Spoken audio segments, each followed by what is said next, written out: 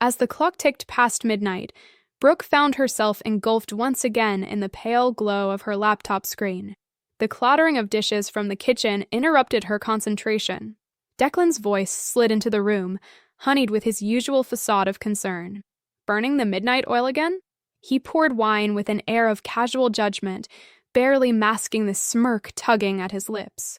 Without lifting her gaze, Brooke responded with a nonchalant, just keeping up with some deadlines. In truth, Brooke had been navigating a clandestine path for half a year now, but this wasn't the thrilling type of secrecy one might dream of. She was simply surviving day by day, pretending everything was normal while assembling the puzzle pieces of her husband's infidelity. The signs had crept in subtly: unexpected late-night meetings, baffling credit card charges for swanky dinners, and the lingering scent of someone else's perfume woven into Declan's clothes. At first, Brooke dismissed her suspicions as baseless anxieties. Yet, a tangible clue soon shattered any lingering doubt when she stumbled upon a receipt for a luxury car's down payment, one she certainly wasn't behind the wheel of. When she cautiously broached the subject with Declan, he dismissed it with a show of charm. "Just perks of the job, Brooke. You know how the clients love to celebrate," he laughed, though the evasive flicker in his eyes betrayed him. Determined to uncover the truth, Brooke began scrutinizing every detail. It wasn't long before the ugly reality unfurled. Declan wasn't only unfaithful, he was frivolously squandering their hard-earned savings on showering Serena, his so-called client, with extravagant gifts. A drawer full of receipts painted a lavish picture: opulent dinners, shopping sprees, and a car he intended as a clandestine anniversary present. The audacity left Brooke breathless, realizing she was toiling late nights for their future while he cavorted with someone blind to the word commitment. Instead of instigating a confrontation, Brooke decided on a more subtle approach. That night, as Declan lounged on the couch, smug and unsuspecting, she meticulously plotted her next move. Researching late into the night, she examined fraud laws, legal recourses, and repossession avenues, each keystroke inflamed with a resolve she'd thought long dormant. Declan's cleverness was his own undoing, having underestimated Brooke's quiet tenacity. Over the next few weeks, Brooke played her role flawlessly. She laughed at Declan's stories, feigned unawareness of his deceitful excursions, and even managed to smile at his overdone cologne. Meanwhile, she collected every shred of evidence, beginning with a detailed fraud report. Although the car was funded through their joint account, the paperwork bore only Declan's signature, a discrepancy she exploited. Posing as a curious buyer, she contacted the dealership, gathering dates and evidence of Declan's deceitful solo dealings. Her next move led her to the bank. "I'm afraid my account's been compromised," she conveyed to the fraud department with calculated concern, successfully initiating an investigation. Each methodical step she took tightened the noose around Declan's deceitful venture until it was merely a matter of time. In paralleling her legal maneuvers, Brooke continued her covert surveillance at home. She noted Declan's secretive smirks at his phone and managed to glimpse a revealing text from Serena: "Can't wait for the surprise you promised." The text turned Brooke's stomach, but further fueled her determination. As their anniversary approached, Declan proposed an evening at a restaurant he frequented with Serena, cloaking his intentions under the guise of a romantic evening for Brooke. "I want it to be special," he grinned, recycling a charm now sour to Brooke's ears. "Sounds perfect," she replied, concealing her loathing behind a practiced smile. Brooke knew this dinner served a dual purpose for Declan, and she wasn't going to stand by as he unwittingly unveiled his illicit gifts to another. Under the tranquil glow of a late autumn evening, Brooke quietly made her way to the office for one of her supposed late sessions. All in part of her meticulously orchestrated plan, she awaited Declan's departure for another one of his so-called client meetings. That evening, she concluded her intricate arrangements with investigator Ingram, ensuring the repossession team was on schedule to make their move. As she powered down her computer, a serene determination settled over her. After weeks of enduring Declan's deceit like an unwavering sentinel, she relished the balance of power shifting in her favor. With the stage set, Brooke's composure was unshakable as the evening of their anniversary approached. Declan, dressed to impress in a newly tailored suit, strutted through the front door, roses in one hand and champagne in the other. "Happy anniversary, Brooke," he declared, his voice silky and confident. She returned his cheerfulness with grace. "Happy anniversary," her demeanor calm, masking the storm beneath. If Declan noticed her formality, he was too engrossed in his little charade to care. At the restaurant, Declan indulged in nothing but the finest, sumptuous wine, lavish dishes, with a pianist playing their special song. To an outsider, it appeared a romantic scene, but Brooke saw past the facade, aware of Serena's expectant delight across town. When Declan's phone buzzed, his face lit up despite a futile attempt to conceal it. "Everything all right?" Brooke inquired, feigning concern. "Just the office," he assured hastily, placing the phone back, oblivious to Brooke's anticipation of the unfolding events. After dinner, Declan suggested a walk under the starlit sky, playing the perfect husband as he led Brooke to the car. His courteous gesture to open the door belied the hurried anticipation in his eyes, eager to rush to Serena's awaiting surprise. Back home, Brooke watched his impatience spill over, glancing at his watch incessantly. With contrived casualness, he finally stated, "There's something urgent at work I've got to handle." Brooke tilted her head, concealing her delight. "On our anniversary?" she asked with innocent curiosity. "It'll just take a moment," he reassured hastily. With a sweet smile of encouragement, she replied, "Go on. Don't let me hold you up." As Declan exited, Brooke sank into the couch, heart pounding with exhilaration. She imagined Declan's imminent humiliation as the repossession team moved in at Serena's doorstep, disrupting his grand presentation. The anticipated moment didn't take long. Her phone vibrated with a message from Detective Ingram: repossession executed successfully. Relief and vindication surged through Brooke. Declan's web of lies had finally unraveled, and for once, she wouldn't be the one left mending the pieces. Later, when Declan returned, his arrogance noticeably deflated, he let the front door swing shut with a grumbling thud, his disheveled air betraying his evening's calamity. "Rough night?" Brooke inquired, setting aside her book with a practiced disinterest. His initial glare softened into a cryptic, "Just some unexpected issues." Ever the supportive spouse, Brooke probed, "Anything I can help with?"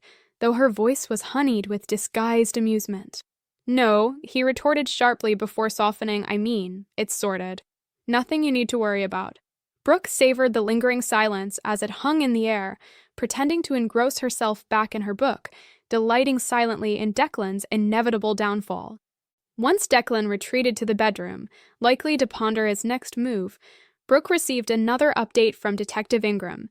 "Your husband has filed a report with the dealership, claiming the car was repossessed by mistake. We'll keep you informed." Chuckling softly, Brooke visualized Declan's futile efforts to wriggle out of his self-made trap without unveiling the fraud. The next morning, as sunlight crept into the room, Brooke awoke to the sound of Declan pacing restlessly, his phone call humming with frustration. His determination echoed in the kitchen, "I don't care what it takes," oblivious to the fact that Brooke had already outmaneuvered him. As sunlight trickled through the blinds, Brooke stood unnoticed in the doorway, observing Declan pacing the floor with mounting frustration. His phone conversation had taken an unpleasant turn. "Just fix it," he barked, the line between his brows deepening. Noticing Brooke at the threshold, he abruptly cut himself off. "Morning," she greeted, heading towards the coffee pot with a casual air. "Tough call." "Yeah, just work stuff." Declan forced a smile that failed to reach his eyes. "It sounds exhausting," Brooke remarked nonchalantly, cradling her mug. "Is there anything on your plate I should know about?" His response was curt. "No, nothing for you to worry about." Yet, the rest of the day unfolded just as she anticipated. Declan remained glued to his laptop, occasionally muttering under his breath, frustration evident in every click and slam of his computer. Brooke knew the dealership demanded explanations, unyielding in returning the vehicle until full clarity emerged. The investigation she'd triggered had set off a chain reaction beyond his control. By the time dusk settled, Declan's veneer was cracking. "Ever feel like the universe has it out for you?" he blurted, bitterness seeping through his tone. "Sometimes," Brooke replied thoughtfully, her eyes steady. "But it seems to me the universe balances things out in its own way." The loaded look he shot her lingered, hinting at suspicions that danced just beneath the surface, unspoken but palpable. Declan's patience thinned as the days crawled on. His demeanor transformed, quick-tempered, ever distracted. On the phone, his arguments cut the silence of their home with an uncomfortable frequency. Brooke, meanwhile, became a spectator, silently savoring the unraveling of his meticulously woven deceptions. One evening, catching snippets of his irate whispers, Brooke recognized the name Serena. She positioned herself strategically near the kitchen, pretending disinterest while absorbing every intonation. "She's overreacting," Declan insisted, desperation lacing his words. "I'll handle it, you don't need to make a fuss." When the call terminated, Declan hurled his phone onto the couch in a fitful burst of anger. "Is everything all right?" Brooke questioned as she entered the living room, feigning surprise. "Just work," he grunted, forcing nonchalance into his reply. "It seems hard," Brooke mused, settling opposite him. "You've been on edge. Anything I can do?" He quickly dismissed the offer, shaking his head. "I've got it," he assured, more to himself than her. That night, Detective Ingram's update beeped onto Brooke's phone. "Investigation progressing. Dealership confirmed the fraud. Your husband's actions are being scrutinized." Satisfaction coursed through her. The walls were closing in, and Declan remained blissfully unaware. The next morning found Declan brooding at the table, his coffee untouched. "Don't know what's gotten into people," he muttered, bitterness drenching his words. "Why is everyone out for themselves?" Brooke stifled laughter, cooling her amusement with a sip from her mug. "Oh? What happened?" Frustration etched his face. "Just setbacks. Nothing you need to concern yourself with." "Of course," she echoed, masking her triumph behind a sweet smile. As the week hit its end, Declan's once unshakable confidence lay in tatters. Sat in the living room, his every keystroke resonating with desperation, Brooke hovered nearby. Sometimes, she mused aloud, people get exactly what's coming to them. His hands paused mid-type as he sought her gaze. "What's that supposed to mean?" Brooke merely shrugged, a serene calmness enveloping her. "Just something to consider." The tipping point arrived on a restless Saturday evening. Declan, coiled tight with tension, finally received that expected call from Serena. Seated in the kitchen, Brooke overheard the call violation with bemusement. Declan stole a glance at the phone, cursed softly, and stepped out to converse away from prying ears. Intrigued, Brooke moved stealthily to the open window, ensuring she stayed on the brink of detection, keen on the unfolding drama. The sky darkened as storm clouds gathered on the horizon, mirroring the chaos in Declan's mind. Each word he spat into his phone seemed to ricochet off the walls. "You don't understand," he pleaded, his tone laced with desperation. "The dealership is talking fraud, but it's all a mistake." His voice wavered as Serena's sharp retort sliced through the line, barely muffled, but clear enough in its fury. "I promised I'd handle it," he insisted, his voice cracking. "Do you think I want this mess any more than you?" His frustration culminated as he ended the call abruptly, storming back inside with the slam of the door that seemed to shake the very foundation of their world. Brooke glanced up from the novel she pretended to read. "Everything okay?" she asked with feigned innocence, watching him as he brushed past. "Fine," he shot back, the word brittle and unconvincing, before vanishing into the bedroom. Moments later, the sound of drawers being jerked open, then shut echoes through the hall. Curiosity piqued, Brooke wandered over, finding him frantically tossing clothes and shoes onto the bed. "What's going on?" she inquired, leaning against the doorframe. "Are you planning a trip?" "I'm packing," he replied tersely, avoiding her gaze as he stuffed items haphazardly into a duffel bag. The tension was palpable, and even as he avoided her questioning look, the air seemed to crackle with the weight of unspoken truths. "It's just a work emergency," he added, attempting to dismiss her concern. Brooke held his gaze firmly. If you say so. The silence between them lingered, heavy and unresolved. Once Declan left, hurried and burdened, Brooke received the message she was expecting from Detective Ingram.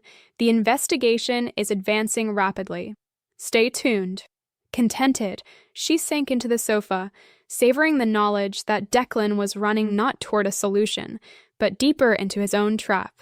Morning light spilled over Brooke's phone, lighting up a series of missed calls and frantic voicemails from Declan. Call me, it's urgent. They're saying fraud, but it isn't true.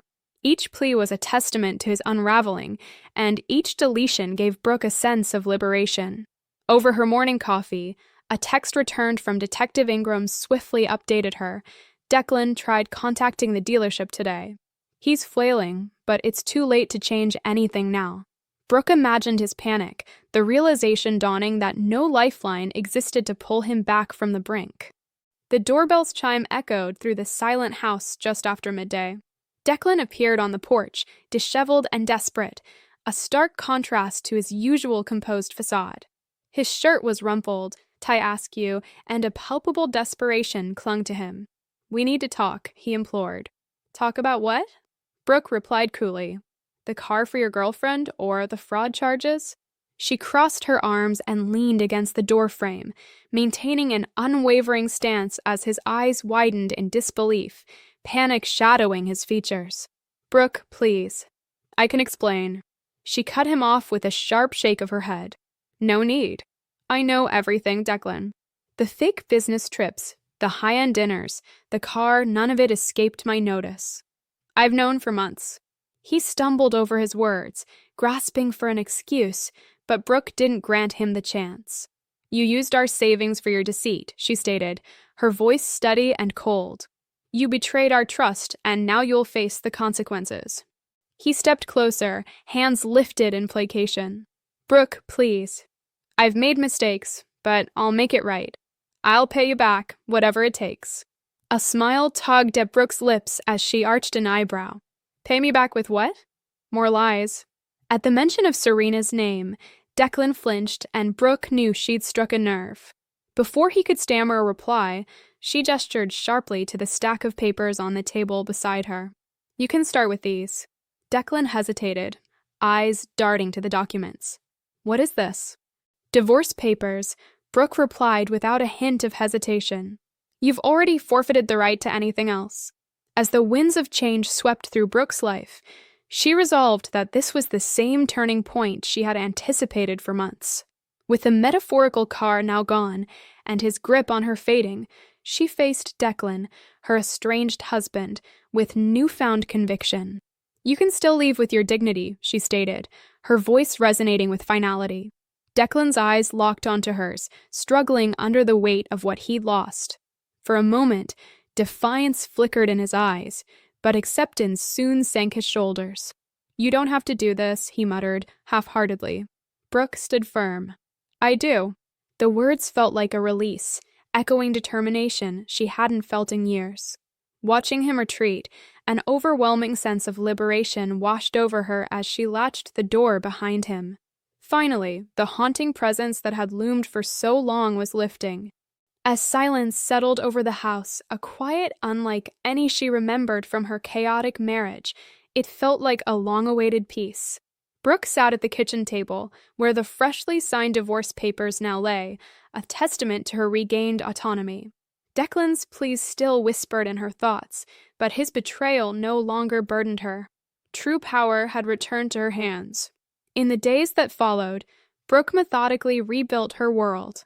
The first step involved coordinating with her lawyer, Attorney Linden, a sagacious ally in her journey. With the fraud investigation and the financial trail we've documented, Declan lacks the ability to leverage, Attorney Linden noted, scanning her documents. You get to keep the house, your assets, and anything he hasn't squandered. And the fraud case? Brooke inquired, eager for closure. Attorney Linden's voice was steady. It's progressing. Detective Ingram has ensured all the legal ducks are in a row. Charges will be filed, and given the evidence, Declan's options are limited. The thought of justice being served gave Brooke a newfound sense of closure, one she hadn't realized she needed. While the legalities proceeded in the background, Brooke turned her house into a sanctuary. She rearranged furniture, draped the windows with new curtains, and painted the walls in a calming slate blue, a color of her choosing, unlike the choices imposed by Declan. One afternoon, her friend Laurel arrived, paint rollers in one hand and a bottle of wine in the other. The house feels transformed, Laurel noticed as they worked. It's as if you've reclaimed all the energy he tried to drain. That's exactly what I'm aiming for, Brooke responded, smiling. I want it to feel like mine, a place free of his shadows. Brooke also reached back out to friends whose connections had been dimmed by Declan's manipulative control. Reclaiming her social independence, she organized an intimate dinner for a few close friends. The laughter and camaraderie filled the space with warmth she hadn't realized she was missing. As the investigation into Declan's fraud progressed, Detective Ingram frequently updated Brooke with tangible satisfaction. The dealership is on board. His attempts to conceal his actions have only worsened his situation, Ingram relayed over the phone. Brooke expressed her gratitude, a wave of relief and validation permeating her core. Declan, once a master manipulator, had orchestrated his own downfall. With the phone back in its cradle, Brooke took a moment in her newly adorned living room. The tranquility was profound, no longer the stark silence of a house divided. She was at home, truly at peace. The weeks post Declan's exit were transformative, each day imbued with a serenity long absent. The house, once echoing tension and deceit, felt like a sanctuary. On one particular morning, Brooke found herself on the back porch, coffee in hand, lost in the potential of her future. The notebook before her became a canvas for dreams once sidelined. For too long, her life had pivoted solely on accommodating Declan's wins. Now, for the first time, it was about Brooke. At the top, she inscribed, "Things I've always wanted." Brooke sat on her porch, pen in hand, her notebook open to a page titled, "What Comes Next?" The possibilities stretched out before her like a path into the unknown, a journey she was eager to embark upon. As her list grew, each line added whispered of reclaiming parts of herself that had been overshadowed by Declan's selfish pursuits. Redecorate the house. Travel to Santorini. Launch my own brand.